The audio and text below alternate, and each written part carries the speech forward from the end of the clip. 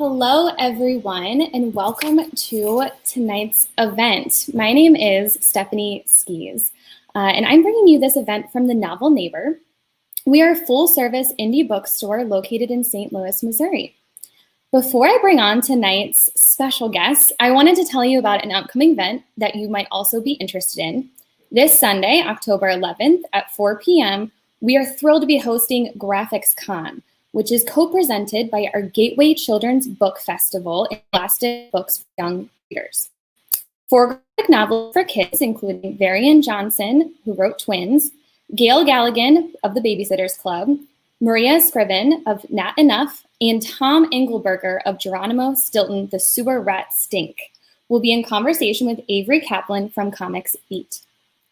We'll have question and answer, drawing demonstrations, and so much more. All books ordered through us for this event come with signed book plates. So for information, please visit us at www.novelneighbor.com/events. Now, it is my sincere pleasure to introduce our special guest this evening. Henry Winkler is an Emmy Award-winning actor, writer, director, and producer who has created some of the most iconic TV roles, including Arthur the Fonzarelli on Happy Days. Lynn Oliver is a children's book writer and producer for both TV and film, as well as a writer. She is currently the executive director of the Society of Children's Book Writers and Illustrators. They both live in Los Angeles. So please join me in welcoming Henry and Lynn. Hello. Hi. Lynn, how are you? Hi. Nice to see you. Hi, Stephanie. Hi, Hello. Stephanie. Thank you for that lovely introduction. My pleasure. So here we are, and Lynn and I, I'll tell you how we met in a minute, but we have written 35 novels together. Whoops, there's an almost empty bottle of water. We have written 35 novels together, and our newest one had a birthday yesterday. It came out yesterday, and we are very proud of Alien Superstar. But we tell our story so we see if you can identify in any way. I was born in New York City. My parents were very short German people. And I wanted to be an actor since I was old enough to reason. I don't know why, and I don't know how, but I did. And I was very bad in school. I'm in the bottom 3% academically in school, actually. And but I did go to a boys' school. I wore a blue blazer, gray slacks, and a tie every day. And then I went to college. I don't know how I got in. And then I went to graduate school. I don't know how I got in. I took geometry for 4 years, same course. And I finally passed it with a D. And then I came out to California, and I got this wonderful job on this television show. But there was, in 2002, a lull in my acting career. They're kind of like, it flatlined. I actually was out of work a lot. And a friend of mine said, hey, write books for children about your learning challenges. And I said, because I have learning challenges, everybody told me I was stupid. I was lazy. I was having a really hard time. I couldn't write a book. And then he said, I'm going to introduce you to my good friend, Lynn Oliver. She knows everything about writing books for children. And so we had lunch, and I met Lynn. So my story parallels Henry's, except that it's entirely different. So I was born about the same time in Burbank, California. I'm a California native. I am known as the original Valley girl. I actually grew up in the mall. And if you tempt me, I can talk Valley speak, but it was trained out of me by my parents, for sure. And I always wanted to be a writer. Just like Henry said, he always wanted to be an actor. I always wanted to be a writer. So when I was little, I told lots of stories, which my parents called lies. I called them stories, and kept telling those stories all the way through. I wrote for the school newspaper. I wrote for magazines. I sent in stories to contests. I submitted stories and cartoons to the New Yorker. I did everything to be a writer. And then when I graduated college, I became a television writer, a comedy writer, and did that for quite a while, but gradually grew to discover children's books, which has been that's my wheelhouse. That's my sweet spot. So together with Henry, we've written 35 books, and I've written another 15 or 17 on my own. And I started an organization called the Society of Children's Book Writers and Illustrators, which has about 30,000 members. So all the people who are on the bookshelves in your store are all friends and colleagues. And when I met Henry, I was more or less not writing so much television and focusing on children's books. So we had lunch, as he said. He told me the story of his growing up, where he was very frustrated at not doing well in school. And we both thought, wouldn't it be a great thing to write novels for kids about a hero who is lovable, smart, resourceful, energetic, cute, good dancer, just happens to be bad in school. And so we developed Hank Sipser, world's best underachiever. Back to you, Henry. So I am, as I said, I'm bad in math, in English, in spelling, in technology. Reading is still really hard for me. My eyes and my brain are not friends at all. And you know, geometry. Has anybody in the audience taken geometry? I took it for 4 years, same course. I took it in regular school. I took it in summer school, in regular school and summer school. And I finally passed it in my senior year of high school. I passed it with a D minus. And then I didn't get my diploma walking down the aisle with everybody. I got it in the mail because I was such a late bloomer. But here it is. That was 1963, August of 63. Today, all the way from then to now, till right now as we're speaking, no one has ever said the word hypotenuse to me. What were they thinking? So this is what I have to say to all of the young people that are watching. If school is difficult for you, if you have trouble in any part of your world, you have greatness inside you. And your job is to figure out what your gift is. You dig it out and you give it to the world, because everybody cannot wait to see who you become. And this country is going to stay great, because I think it's great already. It's going to stay great because of you. You know, how we learn has nothing to do with how brilliant you are. You have great thoughts in your head? Bingo. You are a smart human being. So that's what I learned over the course of the years since I've taken geometry. So Lynn and I, we write together.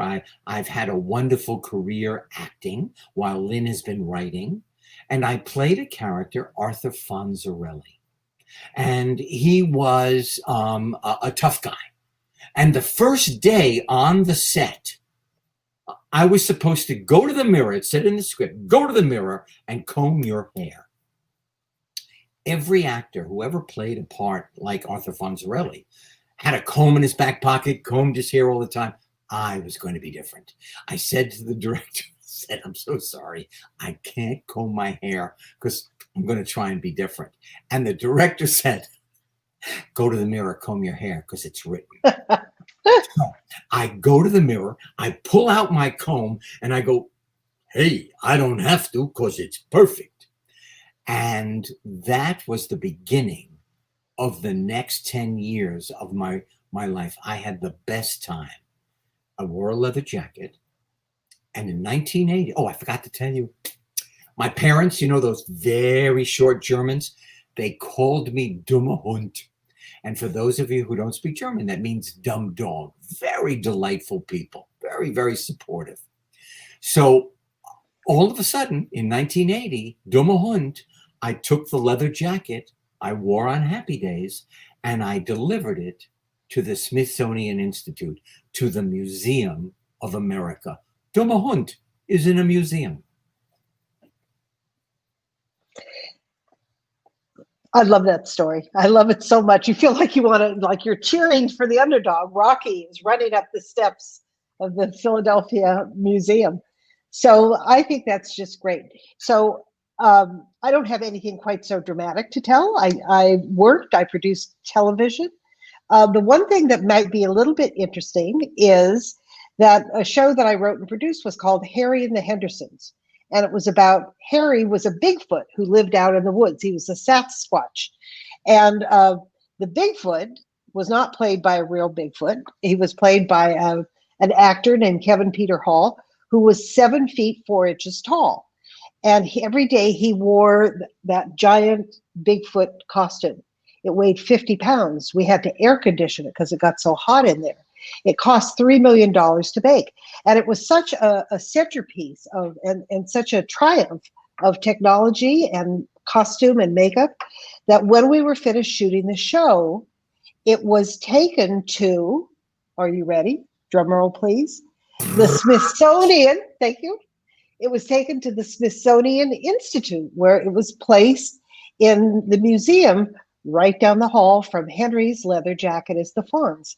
So Henry and I at this point still hadn't met, but our props, his jacket and my Bigfoot, are hanging out together doing who knows what at the Smithsonian. Well, I'm convinced that the Bigfoot always tried to get into my leather jacket.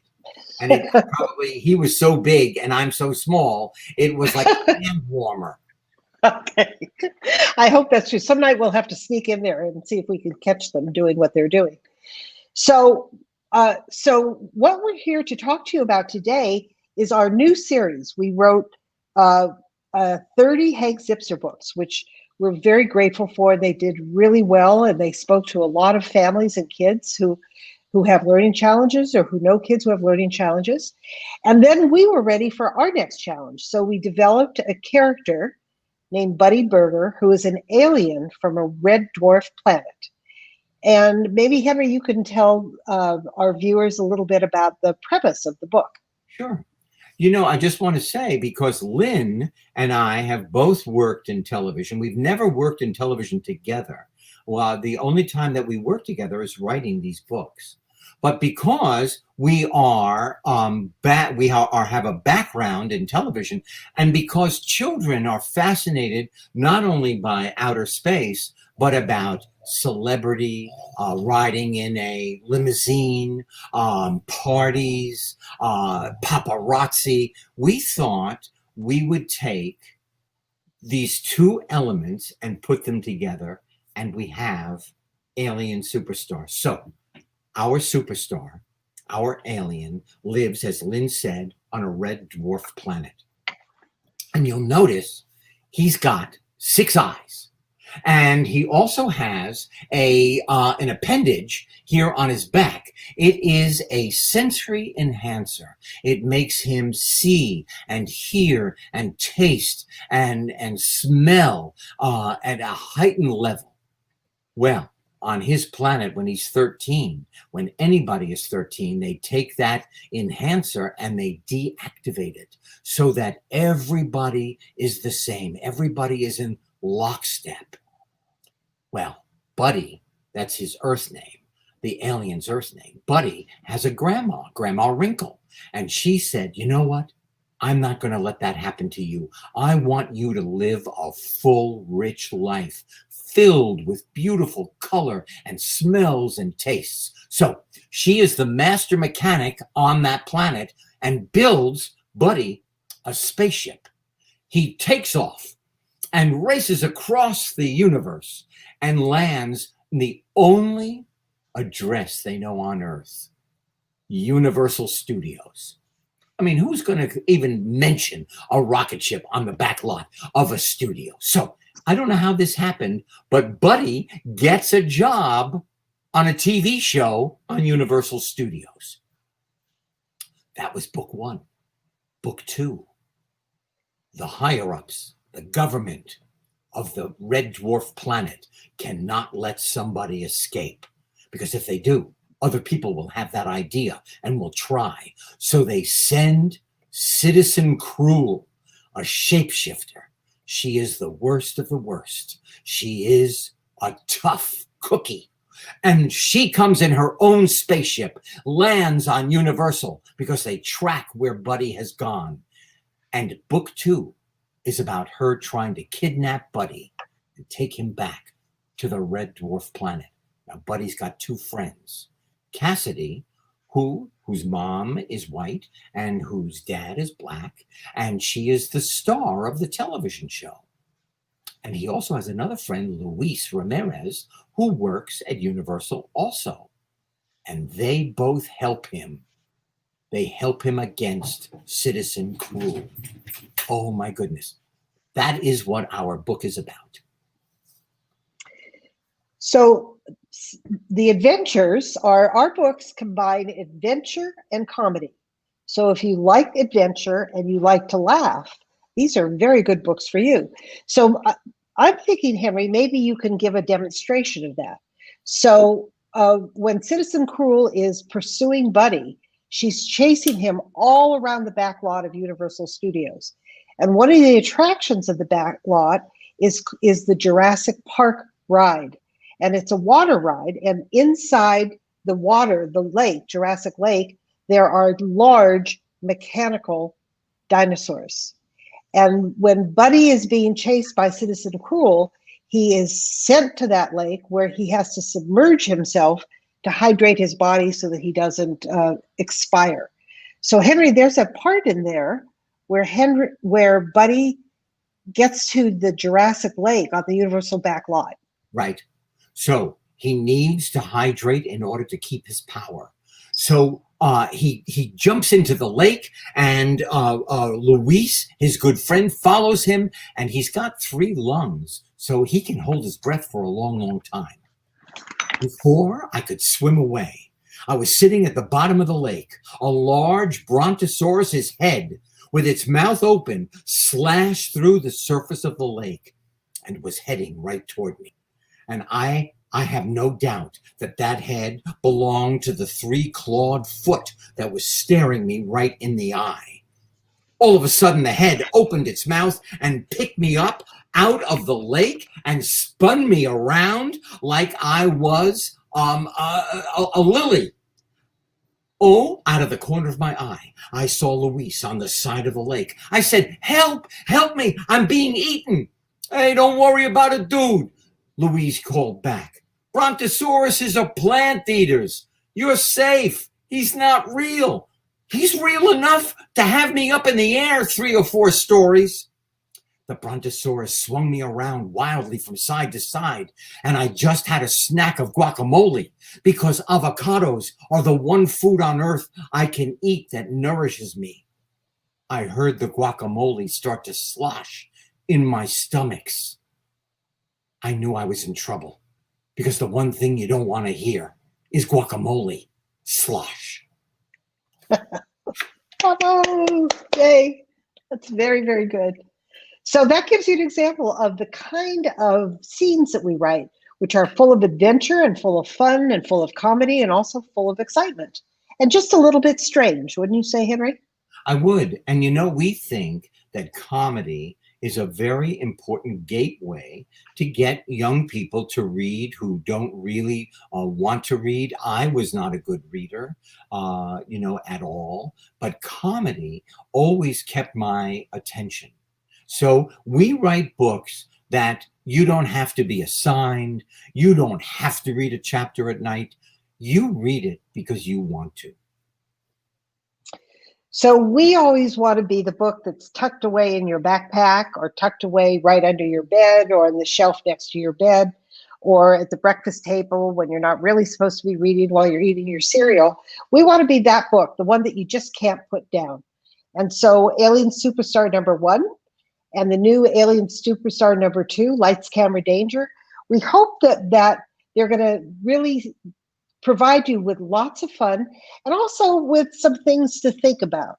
Right. So one of the things we want you to think about when you're reading it is Buddy is different. He's an alien. He has blue skin and 6 eyes and 7 fingers and suction cups on his feet instead of toes. But inside, he's just like you and me. And we think that's a really important theme in what we write about, that despite our exterior differences, inside we are all made of the same kinds of feelings and thoughts. So that's a very important theme in our work. And we want you to think about that, but mainly, first and most importantly, to laugh so hard that your funny bone almost falls out of your arm. Now, another thing is friendship. Buddy has a big dilemma in this book. His very good friend Cassidy, who is the star of the TV show he's on, is going to sing for the first time with her friend Martha in a club. And she says, please, buddy, you're my best friend. I know you're an alien. I don't say anything to anybody else. Please come. I'm so nervous about singing for the first time in public like that. Buddy says, okay. But all of a sudden, Buddy is confronted with a meeting with the network that the show is on.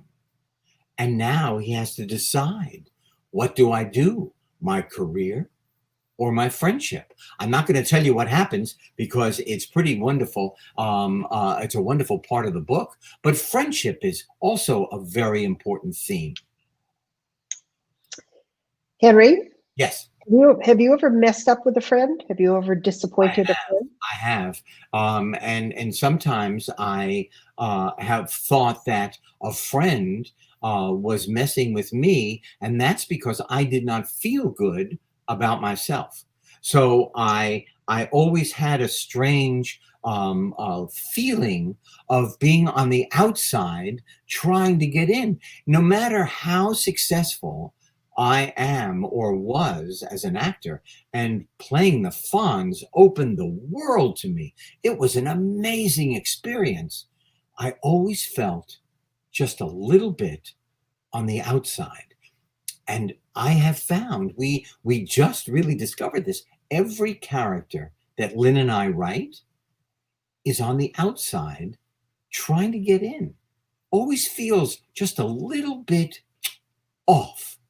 And it's pretty amazing. I didn't realize that was such a strong theme. And you know what I thought? I thought it would be great to tell everybody how we write. Oh, great. All right. So it begins around 10 o'clock in the morning. If it were up to me, it would begin at noon. And if it were up to Henry, it would begin at 8. So 10 o'clock is the compromise time. What happens at 10 o'clock, Henry? Well, I drive from my house where I am right now I'm in my office, and I drive across Los Angeles to Lynn's office. I stop along the way. I pick up, maybe I'm hungry, and for breakfast I will have a sub sandwich, or I get pastry for everybody in Lynn's office. And then we talk about our children, about what's bothering us, about what's happening in the world. And finally, we start writing. And I'll tell you what is amazing. I think in my car, what are we going to write today? I have no idea. I can't even think about what chapter it's going to be. And when we're done at about 12:30 in the afternoon, when I arrive at Lynn's office, there is a blank screen. And at 12:30 in the afternoon, we might have 6 or 8 pages that have never existed before. And it makes me emotional every time. I still can't believe it. So Lynn sits at her desk, and she is fabulous at a computer. I am not. Lynn types, I talk. Then Lynn has an idea. I wait, Lynn types. And then she reads it back to me. We argue over every word. And then she says, Henry, you drive me to drink. And then I get a Diet Peach Snapple. I always have one handy because when you have some creative frustration or any kind of writer's block, I find that Diet Peach Snapple is just the thing for it.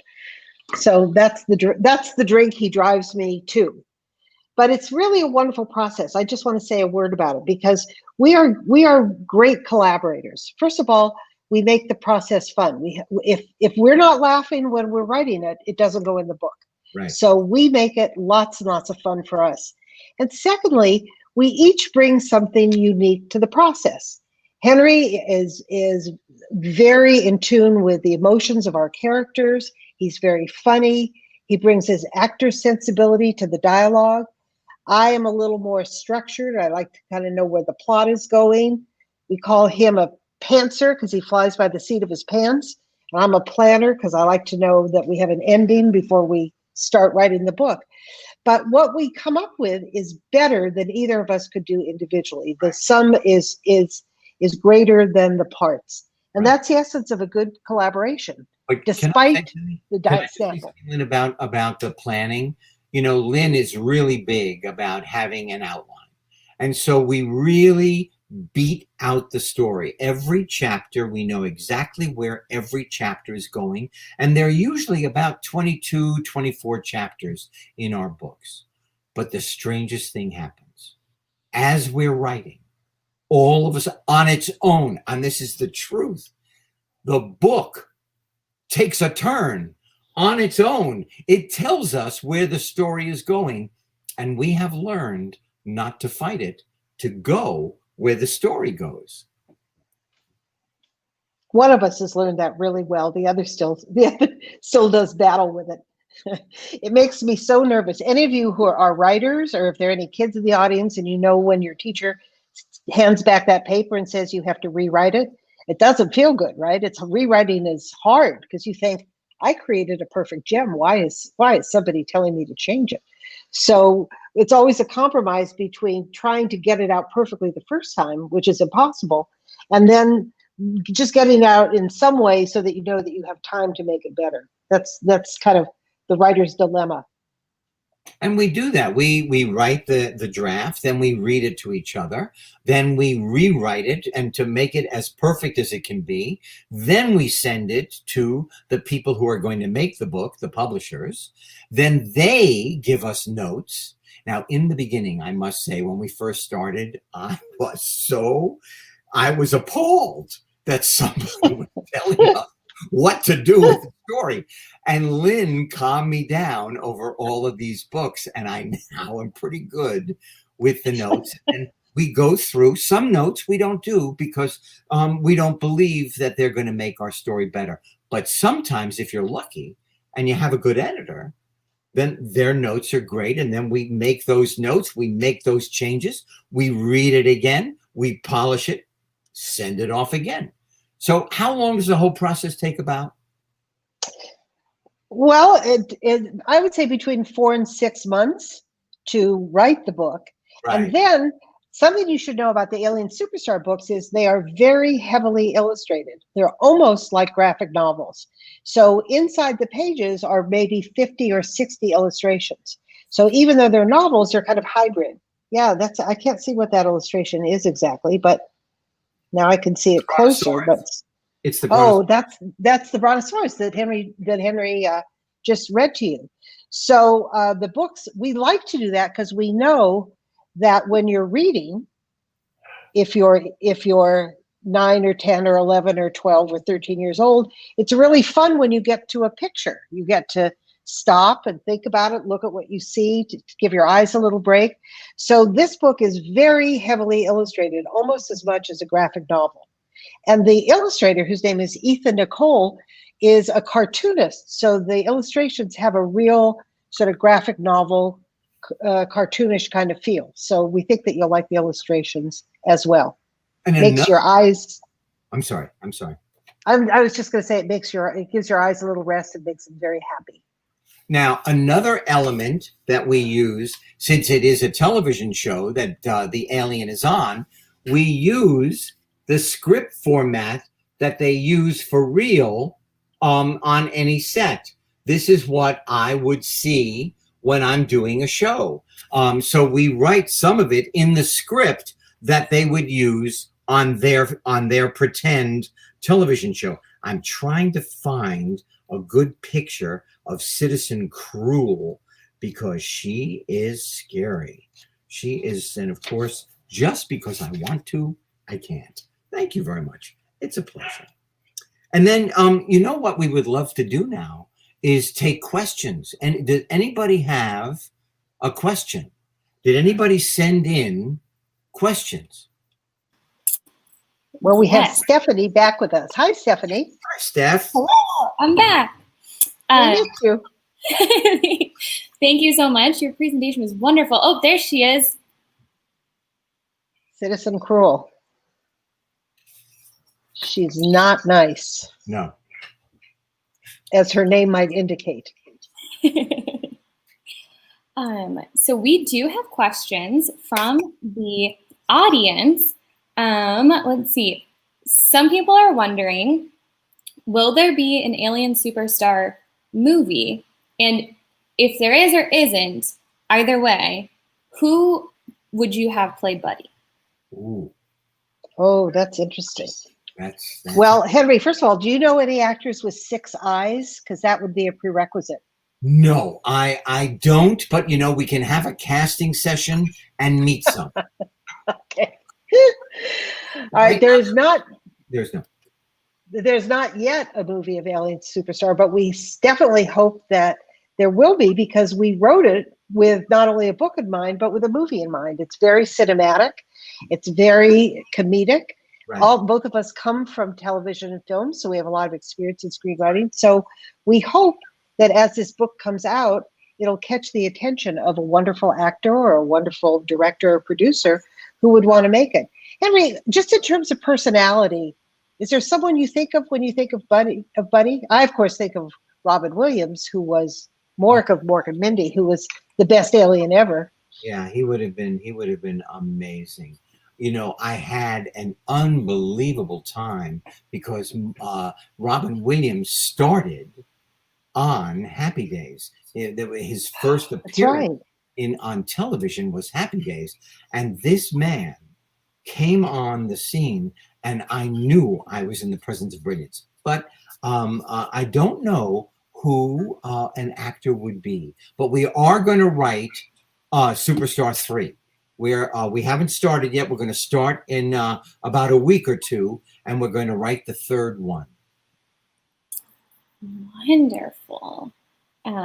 Lynn, just to let you know, there was a special shout out of appreciation for your Snapple ad. I want you to know I get no cut of this, but I just think, and let me tell you, there's a little bit of a run on the Diet Peach Snapple during the pandemic. So by all means, no one else buy it, because I'm buying them all up. I'm hoarding them in my pantry, because without them, I can't write a word. Well, maybe after tonight it'll change. Maybe you'll get a sponsorship out of this.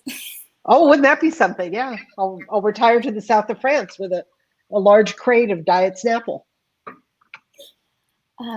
Okay, so we also have some interest in. So as you mentioned, there's a lot of graphics throughout your book. What is the process of working with an illustrator? And is there also the rejection of artwork, like you have to do rewrites? Oh, that is a good question.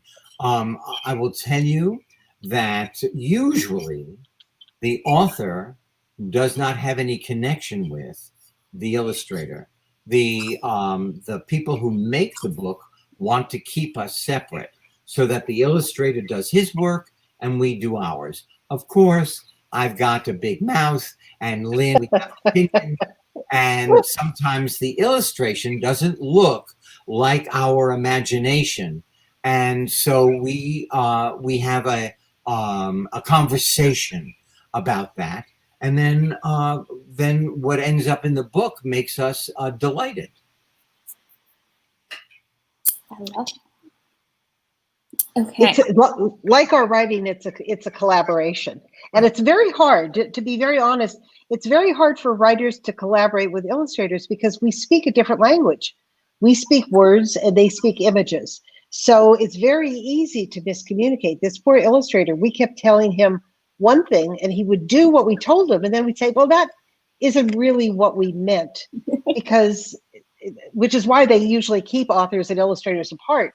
But in this case, we worked through long enough. He was very patient and very devoted, so that we finally came to a process where we were communicating what the story was and what the visual narrative was and how they worked together. I love hearing about that process. What would you tell somebody who was aspiring to be a writer or illustrator or actor? Okay, if you're thinking about being a writer, now I had to really learn the process, and I could not have done this without Lynn. I could not have written one book without Lynn, let alone the 35 that we've done. But this is what I learned. You write what is in your imagination, and you don't worry about being right or wrong. You only write what you imagine, what is in your mind, what is in your heart. And you tell the truth about your vision of the world. How you see it is perfect. And that's how, and you're right. And you do the same thing for acting. There is no right, there is no wrong. When I would go and audition, and over all of the years, it's the same. I would go in and I would do what my interpretation was. People would say, that's not what we wrote. I would go, I'm giving you my vision of the character. If I get the part, I'll do it your way. Writing is all about voice. And voice is you. Voice is, a lot of times when people write, they assume another personality, a literary personality. They think they're supposed to be doing something different. But true writers have a voice inside them that they're digging deep into and channeling. So the more unique you are as a person, the more experiences you have in the world as a person, the more you process those experiences in your own unique, special way, the more you will be a writer. You have to trust yourself and your own originality and your own perceptions, not try to be like anyone else. Well, thank you for those inspiring words. Hopefully, we have just inspired some new creative talent this evening. Lynn, I have a question, especially for you. You are, as we mentioned, you are the executive director of the Society of Children's Book Writers and Illustrators, which means you work with thousands or interact with thousands of authors every year, right? Tens of thousands of authors, 30,000. Wow. So what do you learn from your fellow authors and from those interactions? How do you take that back to your writing process? Well, the first thing I've learned is the people who choose to write for children are a very special breed, and there is no other population as kind or as gentle or as concerned about the future or as empathetic. I've worked with lots of other kinds of groups. I've worked in television and film and finance and all kinds of other groups. There's something about people who choose the occupation of writing and creating for children that puts them in a special category. They're future thinkers, they're empathetic, and usually they remember their own childhood and remember it truthfully, that it's not so easy being a kid. You know, everyone says, childhood is a time of innocence and fun and play. Well, when you really get down to it, listen to what Henry was talking about his childhood. That was certainly not all fun and games. So the more you can, the better writer you are for children. Usually it's because you remember the truth about what it was authentically to be a child. And that makes you a very good person. So the main thing I've learned is I really like my peers. I really like my colleagues. And I really like kids because they give you an honest reaction. So the thing I've learned most is authenticity. That you can't you can't fool a kid. You know, kids they might be shorter, but they're smart. And so you got to really be truthful, and you got to be truthful emotionally, and not try and talk down to them ever. Henry and I are real careful about that in our books, that we never talk down to children. You challenge them to have humor and interesting thoughts and interesting observations. So that's some of the things I've learned. And if there are any people watching, because we have big chapters in St. Louis from the SCBWI. Hi, how are you, lovelies? I also wanted to say that some people think, boy, I wish I could write. I would love to have been a writer, but maybe it's too late. Maybe I haven't started, so it's never too late. You are where you are right now.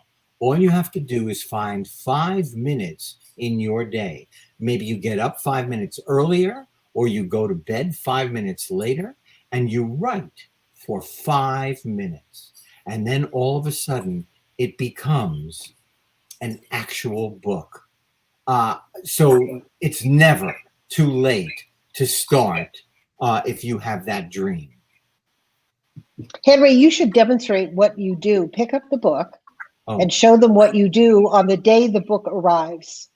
When the book came, when the first time I ever saw our name on the book, Lynn and Henry on the book, my brain stopped, and I opened it, and I smelled it, and I rubbed it all over my body. I'm not kidding. And I did this in front of all the people who buy books for Barnes & Noble. I was at a meeting with them, and I looked at it. There was the book, and I stopped talking.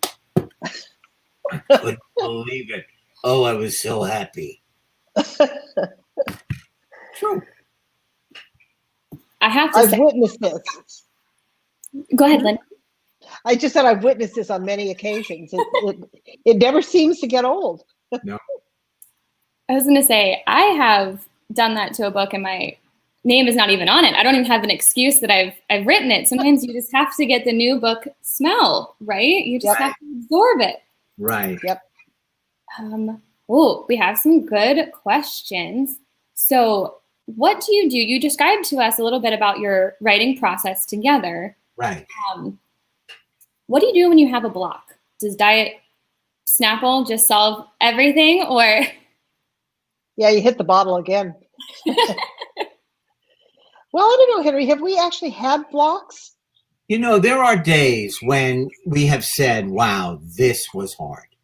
This was a slog. It was really hard to get those few pages out. And sometimes there are not 6 or 8, there are only 4. It just seemed to take forever. And other days, it's like you're on a bicycle and you are sailing through the park. You are just whipping through the air, having a great time writing the story. It just comes out of you. So I have a little experience with that. I have 2 things to say about it. One is when you have a block, there's usually a reason for it. And the reason is usually that you're going down the wrong street. When you can't do something, there's something creatively that's telling you this is too hard. You shouldn't have to feel like you're climbing uphill all the time. So one of the things we do if we can't get it is stop and go another direction and say, maybe that avenue of the story isn't taking us where we want to go. Maybe we need to have a new idea. And the other thing you need to do when you have a block is stop and treat yourself like a human being. It's hard. Writing is hard. It's all decisions. And when you get fatigued, you need to get fresh air in your brain. It's an organ. And so take a walk, have a tuna melt, take a day off, read a book, do yoga. You can't muscle through it. You can continue to sit in the chair and pay attention, but if you're pushing too hard, the universe is telling you that something is wrong. Either you're too tired, you're too bored, you're too frustrated, or the story is not producing for you, and you have to give it up and go another way. But what is interesting about that? When we talk about a story for a book, and this has happened every single time, there are times when we will come up with a story and then we will go, okay, and then he can, and then she can, and then, oh my gosh, this will happen. I see it now. Oh my God. And there are other times when you go, oh yeah, well, okay, hold it. Yeah, well, yeah, and then we just toss that story right out because it doesn't have any kind of personality or life. So our next question is, what is the most significant thing that you've learned about yourself through the collaboration of authoring a book together? Oh, wow. What a good question. I can say this. I can say that my mantra used to be, if you will it, it is not a dream. If you will it, it is not a dream. And that really, to me, was the way that this universe works. Your will, your vision, you stay with it. And now my mantra is, I will try. Because I did not think, I shut down the idea of writing a book in any way. And I put one foot in front of the other, and bingo, I will try. It's a great answer. Well, for me, I think the most important thing that I learned from writing, from the process of writing and collaborating, is the importance of empathy.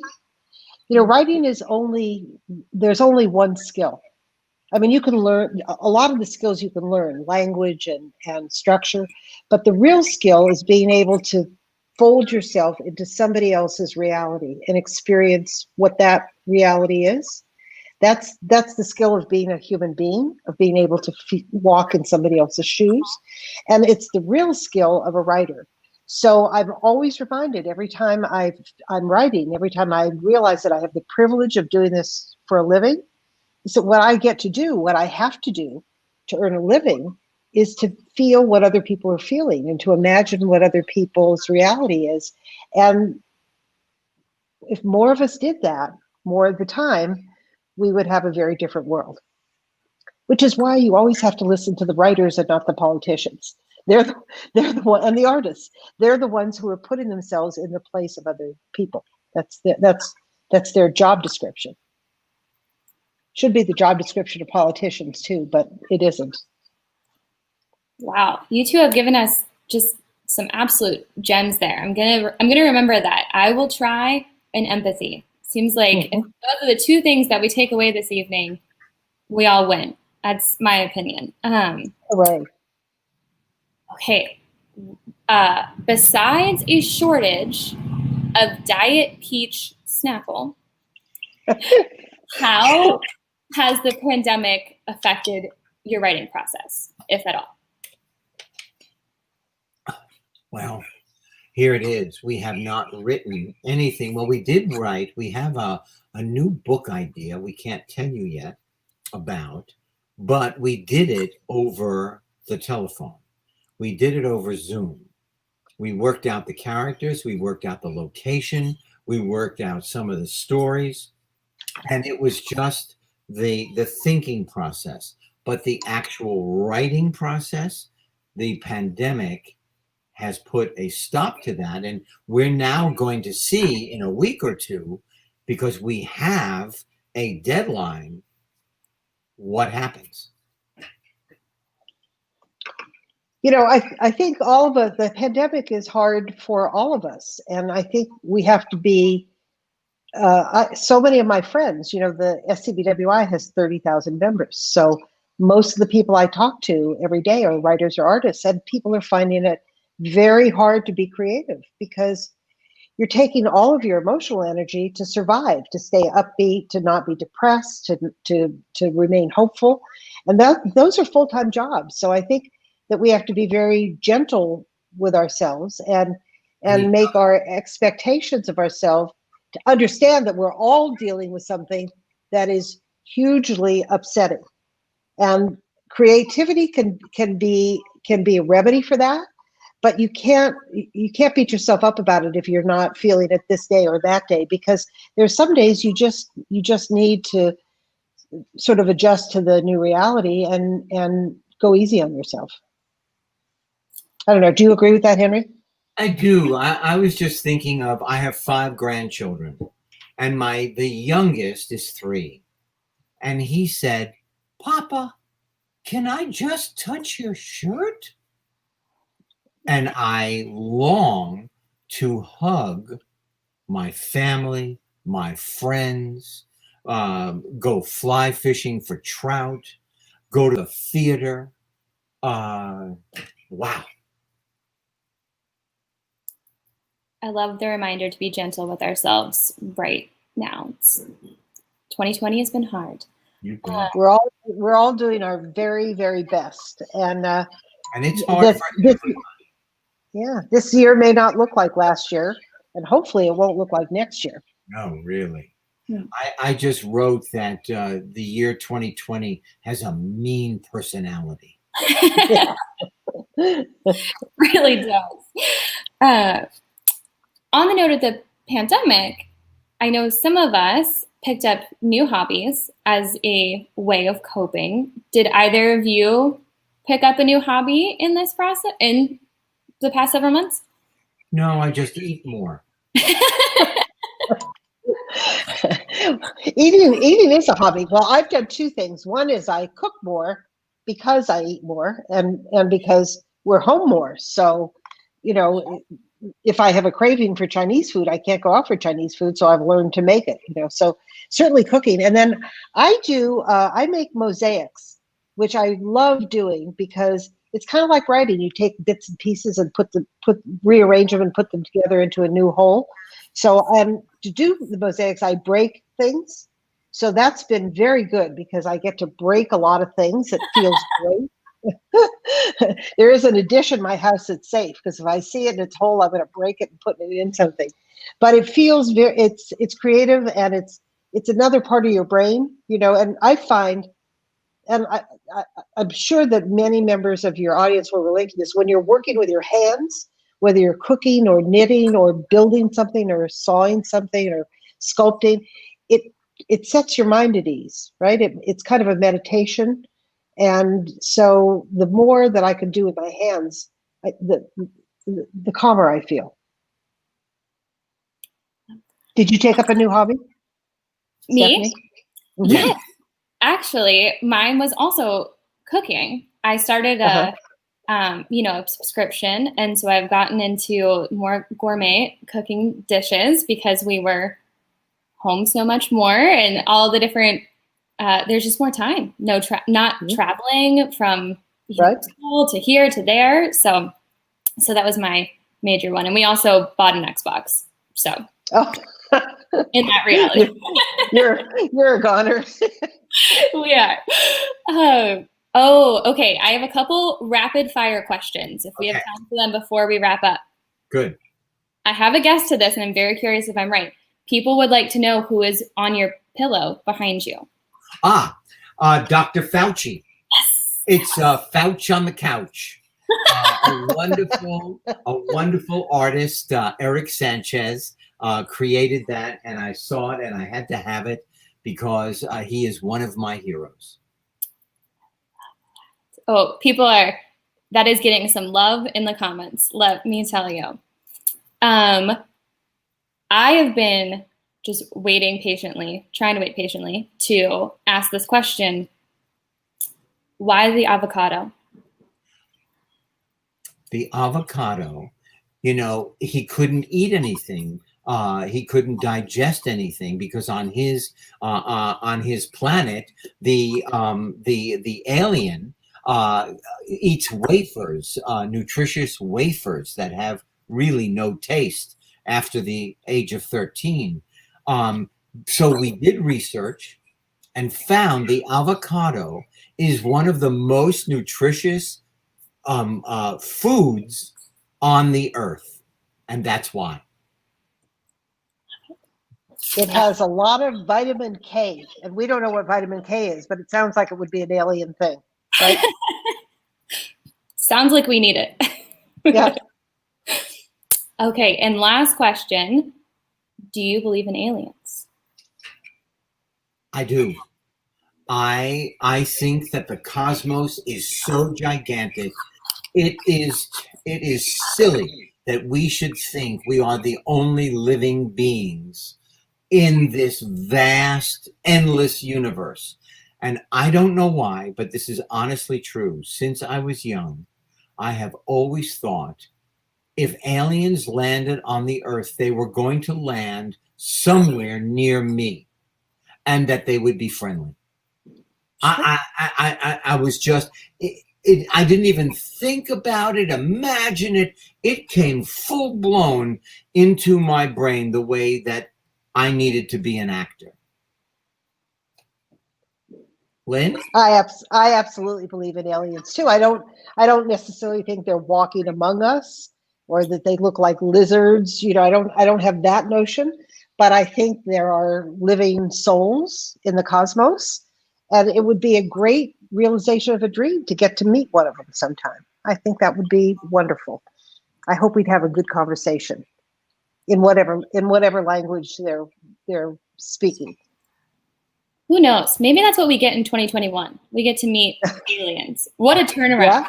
Forward to it. Can I just say from my house, this was lovely, and you are a great moderator. And Lynn, it is always a pleasure to spend time with you. And thank you for getting me on here. The audience doesn't know, but this young lady talked me through letter by letter. Otherwise, I would be in the cosmos somewhere. Thank you. It's been wonderful to visit you. We hope that we get to come to your store sometime in IRL, in real life. You bet. And to visit your city, and maybe even like have some ribs. We can do. Yeah. If 2021 is different, we have you on the ribs for sure. We'll make a date. That'd be great. Well, thank you so much, both of you. This was incredible. I hope everyone has enjoyed this hour that we spent together just as much as I have. It seems like people were loving this. You are both just amazing, and I love the messages that you gave us tonight. So just a reminder to everybody, these are the books. This is what I'm home and snuggling up with tonight, both of them.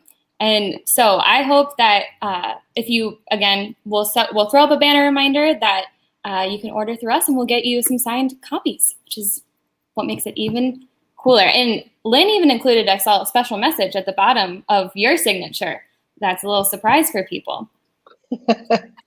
Yeah, I hope. Well, thank you so much for having us. It's really was wonderful getting to know you and getting to know your viewers from their questions, which were really interesting and stimulating. And I'm so glad we could be here with you. And we hope next time to be in 3 dimensions rather than just 2.